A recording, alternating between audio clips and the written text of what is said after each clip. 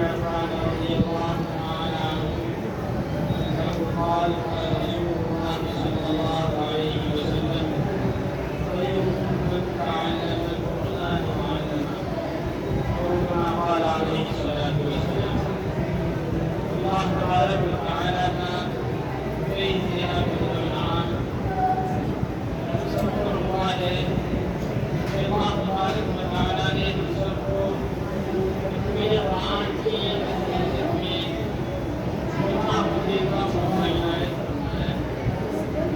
یہ موقع جہاں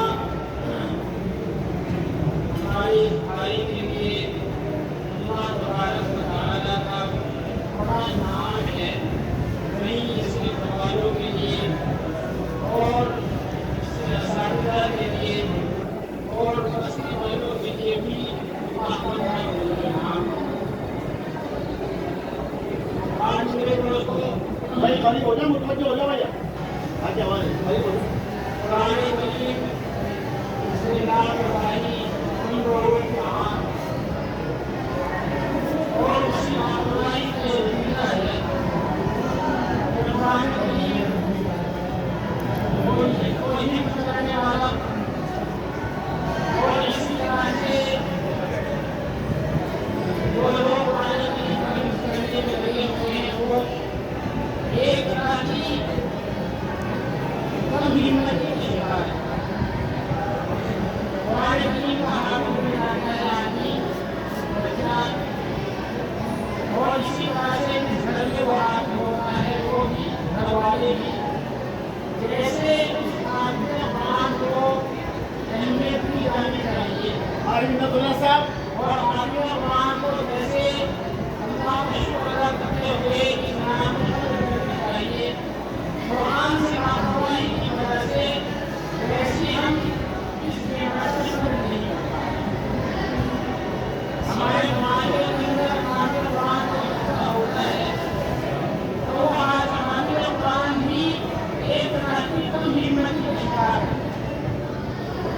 جن کے گھر میں بچہ حافظ قرآن ہوگا وہ بھی ایک طرح کی کم ہمت کی شکار ہوتی ہے. سوچتے ہیں کہ بچے کے ساتھ ساتھ نمازیں پاسا کراچی حافظ قرآن بنا ہے ہم کیا کرے وہ.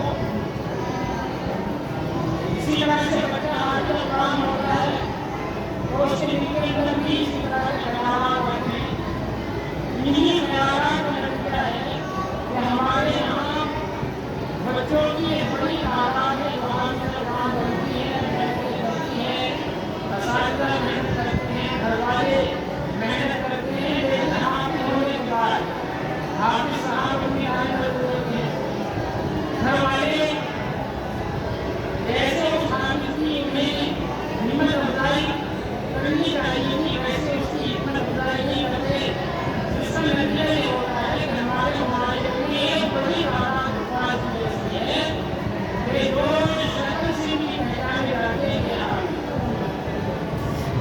جیسے قرآن کی عظیم نعمت اور بہت بڑی دولت قرآن کو اپنے سینے کے اندر محفوظ کر دینا ہے، ویسی ہمارے معاشرے میں ہم نے اس طرح کی یہ دولت وہ دولت ہے جس کی اللہ کے رسول صلی اللہ علیہ وسلم نے جس کو قانون میں سب سے بہتر کام بنا دیا ہے.